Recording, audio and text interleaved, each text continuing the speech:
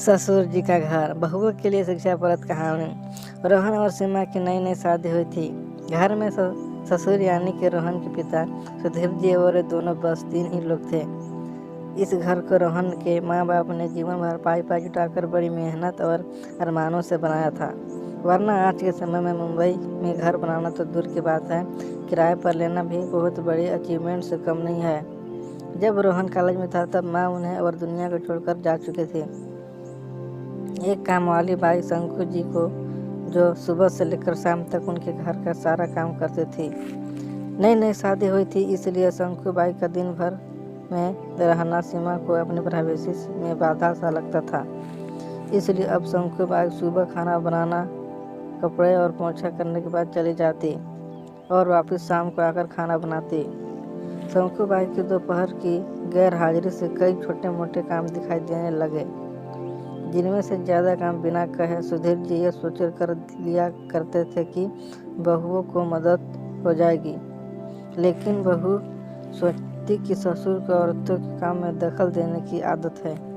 एक दिन मौका देखकर सीमा ने रोहन से कहा, क्यों न हम बाबूजी को वृद्धाश्रम भेज दें।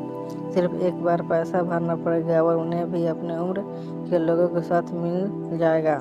ध्यान नहीं दिया, कुछ दिन ही बीते थे कि बाबूजी अपने दोस्तों के साथ 1 हफ्ते के लिए टूर पर गए और इत्तेफाक से इसी दौरान शंकुबाई भी छुट्टी पर थी। फिर क्या, सीमा को जैसा चाहिए था वैसा समय मिलने लगा। अब रोहन रेस्टोरेंट में खाना खा लेता और सीमा का काम आमलेट, ब्रेड या मैगी से चल जाता था।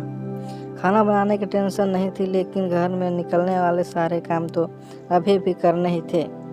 ससुर जी की गैर हाजिरी में सीमा को एहसास हुआ कि वह बिना कहे ही जो काम कर लिया करते थे उनसे कितना फर्क पड़ता था। छोटे मोटे लगने वाले यह काम भी काफ़ी समय और एनर्जी लेने वाले थे। कुछ दिन बीतने के बाद एक दिन रोहन सीमा को कहता है, चलो आज कहीं बाहर घूम कर आते हैं। सीमा बड़ी खुशी खुशी सज धज कर बाहर घूमने के लिए तैयार हो जाती है। रोहन सीमा को अपने घर से 4 किलोमीटर दूर एक चाल में लेकर आता है। एक आदमी रोहन के हाथों में एक चाबी देता है। रोहन उस चाबी को लेकर चाल का एक कमरे का दरवाज़ा खोलता है। कमरा खुलते ही 2 रूम वाले उस छोटे से अंधेरे से भरे घर के अंदर रोहन सीमा को लेकर जाता है और कहता है, कैसा लगा तुम्हें हमारा नया घर। रोहन कहता है, हम अगले महीने से इसी मकान को भाड़े से लेकर रहेंगे अलग और अपनी प्राइवेसी का मजा लेंगे। अभी मेरी आमदनी के हिसाब से हम इसी को एक्सपोर्ट कर सकते हैं। रोहन का यह व्यवहार सीमा को समझ में नहीं आया। वह चौंकते हुए कहती है, हमारे पास अपना इतना बड़ा घर तो है, फिर क्यों हम भाड़े से रहेंगे। रोहन उसे टोकते हुए कहता है, सोच समझ कर बोला करो, वह हमारा नहीं है, वह माँ बाबूजी का है। तुम्हारे पास 1 महीना है सोचने के लिए कि तुम्हें आगे क्या करना है। दोनों वहाँ से वापस अपने घर लौट आते हैं। पूरे रास्ते सीमा के दिमाग में तरह तरह के विचार चल रहे थे। घर पहुँचते ही उसने रोहन से कहा, माना कि यह घर माँ बाबूजी का है, लेकिन क्या हमारा इस पर कोई हक नहीं है। रोहन ने कहा, बिल्कुल है, लेकिन माँ बाबूजी के बाद। जब तक वह है तब तक तो नहीं। अगर तुम्हें हक समझ में आता है तो तुम्हें जिम्मेदारियाँ भी समझ में आती होगी।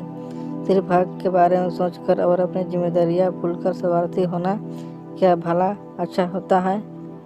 सीमा के पास रोहन के इस सवाल का कोई जवाब नहीं था। वह सोचने लगी कि उसने अपने क्षणिक सुख के स्वार्थ के लिए इतने नीचे गिरकर ऐसी घटिया सोच अपने दिमाग में आने दी। उसे मन की ही मन पछतावा होने लगा। सीमा रोहन से बोली, मुझे माफ़ कर दीजिए, मैं सच में स्वार्थी हो गई थी, मुझसे बहुत बड़ी गलती हो गई। रोहन बोला, तुम्हें पछतावा हुआ, मेरे लिए यही काफ़ी है, मैं तुमसे नाराज़ नहीं हूँ। बेटे और बहू का यह वार्तालाप सुधीर जी दरवाजे पर खड़े होकर सुन रहे थे। उन्होंने आसमान की तरफ देखा और बोला, भगवान तुम धन्य हो जो तुमने ऐसे बेटे को जन्म दिया। उन्होंने दरवाज़ा खटखटाया। बहू ने दरवाज़ा खोला तो उनके हाथों में पकड़ी थैली से गरम गरम समोसे की सुगंध उसको आने लगी।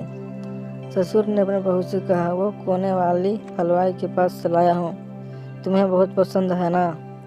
सीमा को अपने ससुर के प्रति विचार और ससुर के उसके प्रति प्यार, उन दोनों का फर्क समझ में आते ही उसकी आंखों में पश्चाताप के आंसू और चेहरे पर अपने परिवार के प्यार के कारण मुस्कान आ गई। दोस्तों, इंसानी दिमाग में दिन भर में हजारों विचार आते हैं, कुछ अच्छे कुछ बुरे, लेकिन किसी भी विचार को शब्दों में परिवर्तित करने से पहले उनको समझना बहुत ज़रूरी है। अक्सर विचार और वास्तविकता एक दूसरे से मेल नहीं खाते हैं।